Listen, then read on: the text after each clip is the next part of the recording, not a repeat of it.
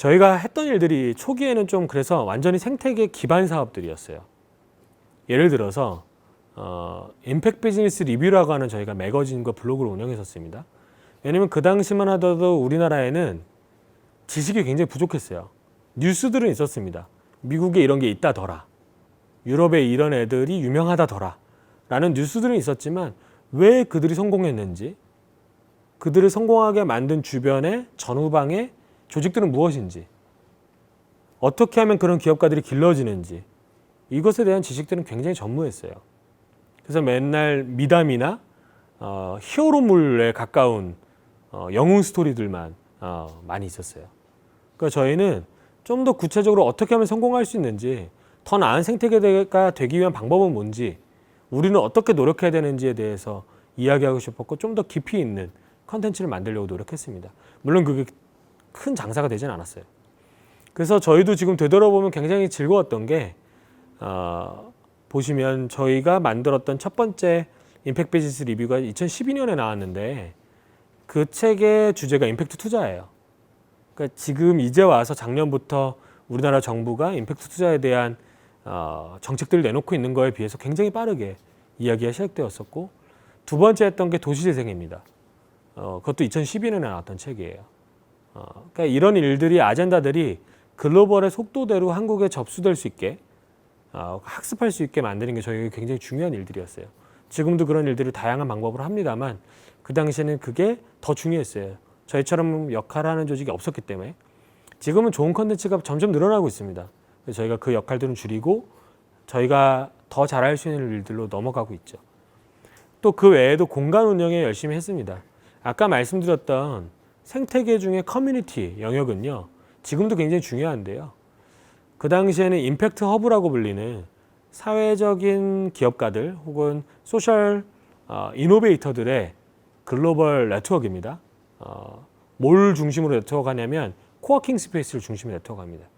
실제로 위역 창업자가 우리는 이런 데들을 벤치마크 했어요 라는 벤치마크 중에 하나가 이 임팩트 허브라고 하는 런던에서 출발된 현재 한 약 100여 개 정도가 있는 코워킹 스페이스예요.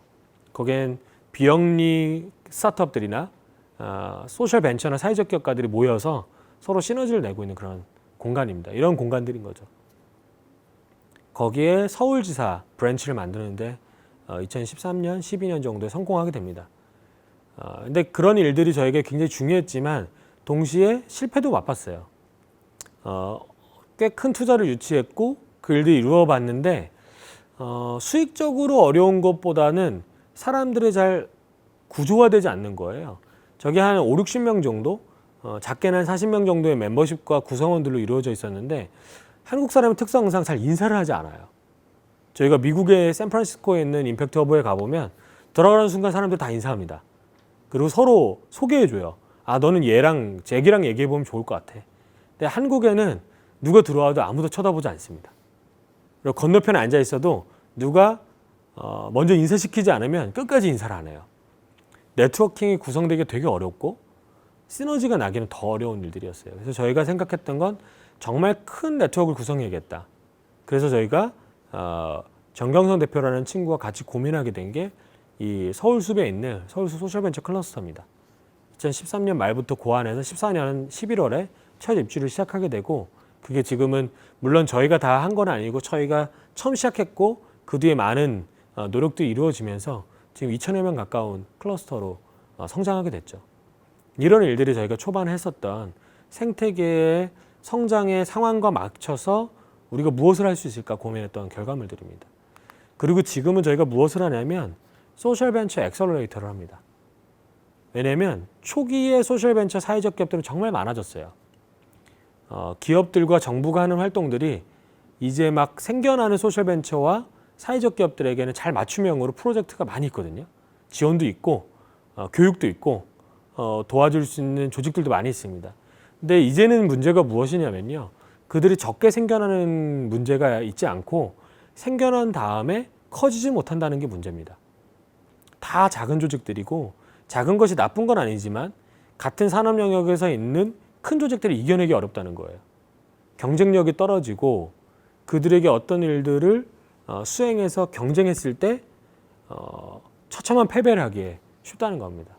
그럼 그들이 이루고자 하는 사회 변화도 잘 나타나지 않는 거예요. 이런 포인트들을 저희가 봤을 때 엑셀러레이터가 뭘까요? 엑셀을 밟는다 이렇게 얘기하잖아요. 가속하는 겁니다. 특정 기간들을 어차피 거칠 건데 그걸 좀 더 빠르게 지나가는 거예요. 누군가의 도움으로 좀 더 빠르게 지나가는 작업들을 하게 되는 겁니다.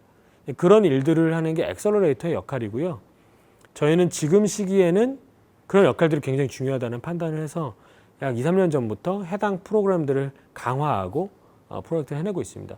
지금까지 15개 정도의 조직에 지분 참여를 했고 50여 개 정도의 조직의 프로그램을 진행을 했습니다.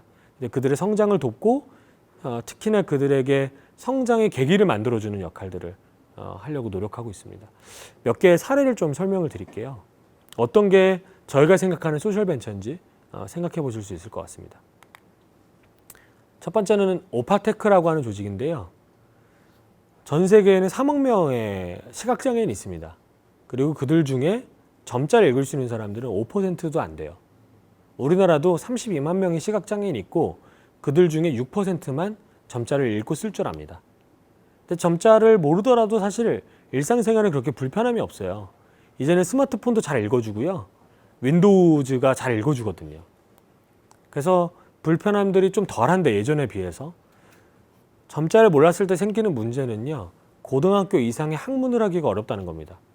생각해보세요. 수학에 고등학교 2학년, 3학년에 나오는 함수들을 방정식들을 다 암산으로 푸셔야 돼요. 쓸 줄 모르고 읽을 줄 모르니까. 그러니까 고등학교 이상의 학문을 하기 어려워지면 어떻게 될까요? 직업을 갖기도 어려워집니다. 그리고 나중에 책을 읽거나 문화를 향유할 수 있는 일들도 굉장히 적어지게 되어 있어요. 새로운 학습을 할 수 있는 기회들은 거의 없어지게 됩니다.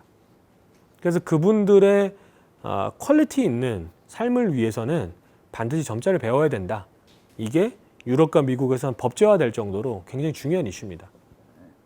그럼 왜 이렇게 점자를 가르치려고 노력하는 정부들이 많은데도 점자를 잘 배우지 못할까? 일단은 아까 말씀드렸듯이 스마트폰이나 윈도우즈가 발달하면서 좀 덜 필요한 거예요. 그게 첫 번째고요. 그래서 의지가 좀 떨어진다는 거. 당장의 필요성은 좀 적으니까. 두 번째는요. 이분들이 점자를 배우려고 하더라도 점자를 가르쳐줄 수 있는 선생님이 적다는 겁니다. 점자를 배우는 일은요. 헬렌 켈러가 설리반에게 배웠던 그 교육들을 생각해 보시면 굉장히 어렵고 오랜 시간이 걸리는 일들이에요. 근데 그것들을 본업으로 자신의 전문 업으로 하려고 하는 선생님들은 굉장히 희소하죠. 그건 한국뿐만이 아니라 유럽이나 미국도 마찬가지입니다. 그래서 점자를 배우고자 하는 사람들이 있고 또 점자와 관련된 고민들이 늘어남에도 불구하고 점자를 읽을 수 있는 인구들은 급격하게 늘어나지 않는 겁니다. 오파테크는요. 그런 분들에게 스스로 학습할 수 있거나 혹은 점자를 모르는 사람도 점자를 배울 만한 사람에게 가르쳐줄 수 있는 스마트 점자 교육기기를 만들게 된 겁니다. 여기 보이시는 이 기기가 스마트 점자 교육기기인데요. 예를 들어서 제가 한 친구에게 점자를 가르쳐준다고 했을 때 저는 점자를 모르거든요. 제 스마트폰 앱에서 CAT라고 쓰면요. 저 아랫부분에 있는 돌기에서 CAT가 점자로 올라오게 됩니다. 그러면 시각장애인분들 그걸 손가락으로 읽으면서 아 이렇게 쓰여져 있는 게 C구나, 이게 A구나, 이게 T구나 배우는 거예요. 그리고 위에 있는 블럭을 떼어서 CAT를 써서 올려놓고 제일 오른쪽에 있는 동그란 버튼을 누르면 C 맞았습니다. A 틀렸습니다. 이렇게 나온다는 거죠. 그걸 통해서 받아쓰기를 하면서 점자를 학습할 수 있는 겁니다. 기존의 선생님이 가르쳐주는 방식이 굉장히 노후화됐기 때문에 그것보다 훨씬 더 빠르고 효율적으로 심지어는 훨씬 싸게 점자를 가르칠 수 있는 방법입니다. 작년에 양산품이 나오게 되었고요. 올해 초부터 글로벌에 판매를 시작해서 지금은 북미나 아니면 유럽에서까지 여러 가지 러브콜과 주문들이 이루어지고 있습니다. 이런 곳들이 저희가 생각하는 소셜 벤처들이에요. 사회 문제를 해결하되 벤처러스하게 해결하는 겁니다. 저희가 갖고 있는 한 원칙 중에 하나는 10만 명 이상에게 영향을 끼칠 수 있는 사회적 기업을 찾습니다. 성공하게 된다면 10만 명의 삶에 영향을 끼치는 거예요. 그래야지 사회가 바뀌고 시스템이 바뀌고 체계가 바뀌어집니다. 이런 일들을 이루기 위한 소셜 벤처는 규모가 커져야 되고요. 규모가 커지기 위해서는 리스크를 감당해야 돼요. 그게 벤처러스하다는 거고요. 사회적인 문제를 해결하되 벤처의 방식으로 해결하는 조직들, 그게 소셜 벤처입니다. 두 번째 사례는요, 조금 이제 특이한 사례를 갖고 왔는데 여기도 저희가 투자를 한 사례입니다. 미국에는 셀란트로피스트라는 말이 있어요. 셀러브리티, 그러니까 우리가 소위 셀럽이라고 하는 유명인과 필란스로피스트, 자선가들을 결합한 겁니다. 그러니까 셀럽들이 자선을 하는 거예요. 그랬을 때 나타나는 파급 효과가 굉장히 크기 때문이죠. 특히 그것은 사회에 도움될 뿐만 아니라 그 개인에게도 정체성을 확립하고 그 사람들 좀 더 고급지게 만드는 데 많이 기여합니다. 그래서 미국에서는 이런 일들이 기획사에서도 굉장히 중요한 전략 중에 하나예요. 근데 한국에서는 이런 일들이 거의 없는 상황이고요. 저희가 그런 맥락에서 봉사활동을 하다 만난 알베르토에게, 아시죠? 비정상회담의 알차장, 알서방, 그 친구에게, 놀랍게도 저보다 한 살 어립니다. 그 친구한테 같이 사회적 기업을 한번 만들어 보는 거 어떠냐. 우리가 각자의 잡이 있기 때문에 완전히 이렇게 모여서 할 수는 없지만 사회적 기업 중에, 소셜벤처 중에 저희가 좋아하는 소셜벤처 동구밭이라는 소셜벤처가 있습니다. 발달장애인이 비누를 만드는데 그 천연 비누를 굉장히 잘 만들어요. 그 비누를 우리가 좀 더 고급지게 만들어서 고급 브랜드로 팔고 거기에 대한 제작들을 동구밭에 맡기는 게 어떠겠냐, 이렇게 얘기를 한 거죠. 그래서 만들어진 게 엘레멘트라고 하는 장애인이 만드는 천연 고급 비누입니다. 알베르토가 이런 일들을 계속해서 진행하면서 홍보를 담당하고 있고요. 동구밭이 생산을 하고 또 피부과 전문의가 좀 더 고급진 레시피를 만들기 노력하고 있고, 저희가 사회적 경제와 관련된 전문성을 넣고 있습니다. 이런 일들 또한 소셜벤처죠. 특히 여기에서는 저희가 저기에 들어가는 엘레멘트, 중요한 소재 중에 그 중요한 소재들을 소농가들에게 구입하고 또 저소득층들, 농민들에게 구입하는 일들을 하고 시작했습니다. 그리고요, 저희가 좀 특이한 곳들도 합니다. 가장 최근에 투자한 곳인데요. 문화재를 복원할 때 거기에는 종이가 많이 쓰입니다. 문화재가 이렇게 크랙이 가면 거기에 종이를 채워놓고 색칠을 하는 거예요. 근데 그 종이는 굉장히 비싼 종이만 되죠. 전 세계에 있는 문화재 복원용 종이에는 화지가 대부분을 차지합니다. 일본 종이죠. 심지어는 한국에 있는 문화재들도요, 일본 종이로 복원을 많이 하고 있습니다. 한지의 우수성이 있고요. 한지도 거기에 충분히 가능합니다. 그래서 저희는 한지 장인들을 지원하고 한지를 R&D를 통해서 좀 더 품질을 높여서 해외에 수출하는 작업을 시작했습니다.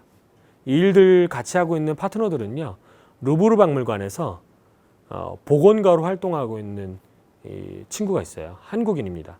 그 친구와 함께 협업을 해서 어떻게 하면 전 세계에 있는 복원 시장에 한지가 사용되고 그것이 우리나라의 5지역밖에 남지 않은 한지 전통들을 좀 더 제대로 살려내고 보존할 수 있을까에 대한 고민들을 담고 있습니다.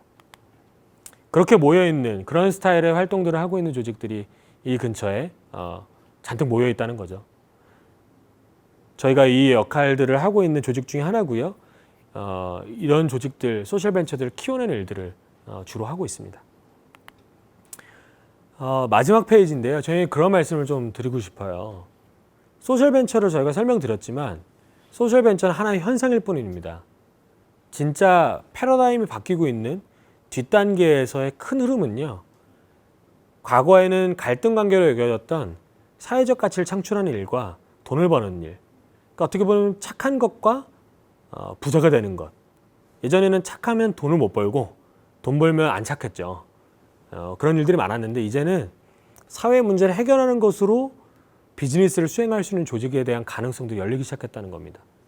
과거에는 갈등 관계였지만 이제는 사회 문제를 잘 해결할수록 오히려 비즈니스를 더 잘할 수 있는 사람들이 생기기 시작했다는 거예요. 그 영역에 대한 패러다임이 하나의 표현으로 소셜 벤처라고 지정됐을 뿐입니다. 대기업이 하게 되면 CSV, 코즈 마케팅, 혹은 정부와 금융들이 협업하게 되면 사회혁신 채권, 여러 가지 형태와 유형으로 드러나는 것이고요. 지금 우리가 필요한 것은 그 빅 패러다임이 바뀌는 이 과정들을 우리의 미래에서는 어떻게 경험할 것인가? 우리는 거기에 대해서 무엇을 준비해 볼 것인가? 이것들 고민해 볼 때라고 생각합니다. 저는 IT 쪽을 했었기 때문에 IT의 시작이 어땠는지를 많이 보게 됐어요. 아무도 이렇게 될 거라고 생각하지 못했습니다. 과거에 IT가 비즈니스의 중요한 핵심 축이 될 거라고 아무도 기대하지 않았다는 거죠. 마치 그것처럼 우리가 살게 되는 10년 뒤, 20년 뒤에는 사회적 가치가, 지금은 아무도 그렇게 생각하지 않지만 사회적 가치가 비즈니스의 중요한 핵심 축이 될 수 있다. 이렇게 믿는 사람들로서, 그런 길을 걸어가는 사람들로서 오늘 이런 말씀들을 전달하게 됐습니다. 긴 시간 동안 들어주셔서 감사합니다. 감사합니다.